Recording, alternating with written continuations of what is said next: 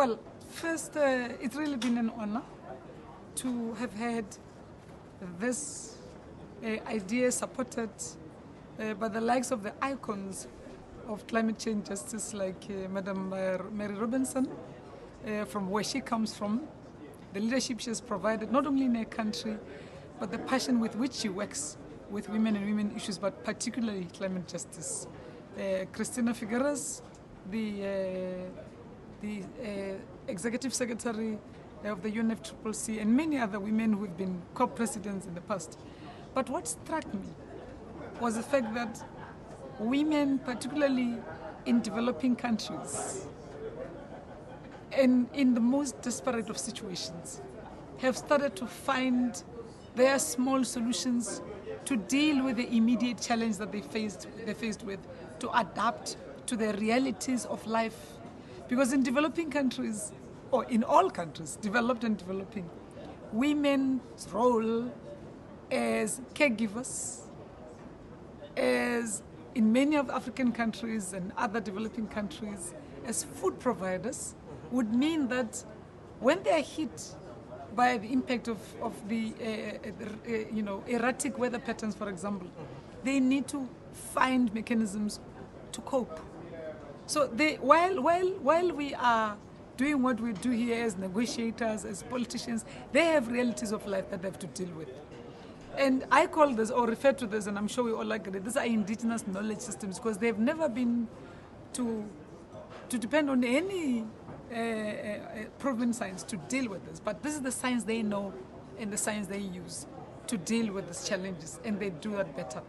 But also to say, as we come here as experts, we need to also listen to the other experts who have already started adapting, even as we are battling to find a unified voice where we are seated in this air-conditioned environments. Yeah, sure. Yes. And how can you, as politicians, how can you really push women's cause forward and really ensure that the role is recognised both in the climate agenda but also in other agendas around the world?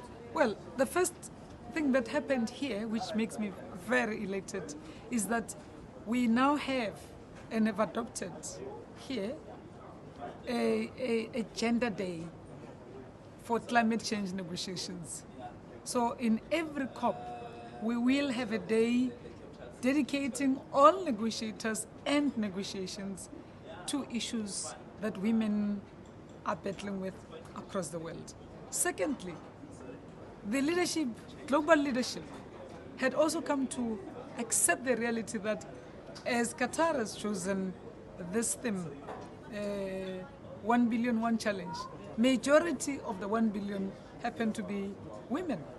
But again, thirdly, that there's almost a consensus being built up here that we all just have to be gender smart.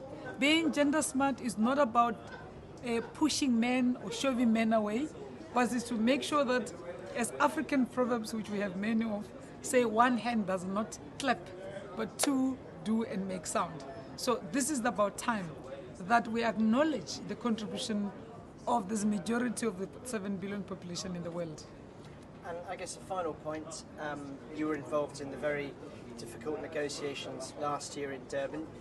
You were the COP president, Christiana Figueres, executive secretary, and I guess Connie Hedegaard, the EU chief negotiator. Three of the key members there at the negotiations. What do you think women bring to negotiations? What women bring to the negotiations is the reality that this book reflects.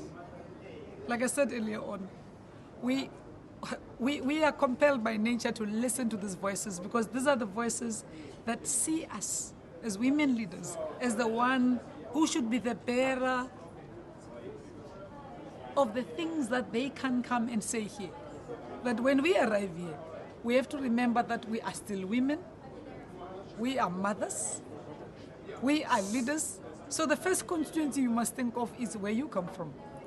We are a leadership that comes or has been groomed by the struggles of women, both from developing and developed countries, and that climate change is a global reality. So it's been such an honor and a pleasure to work with women like Connie, who brings the experience of Copenhagen with her.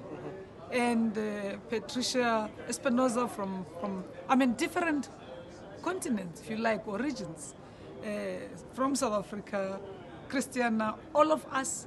But what unified, what brought us together also was the passion, I can say. Even today, you know, when you have Connie, you not only have a leader in her, but you have the commitment and passion. First, because we are women. Second, we are leaders. Third, because we have the commitment.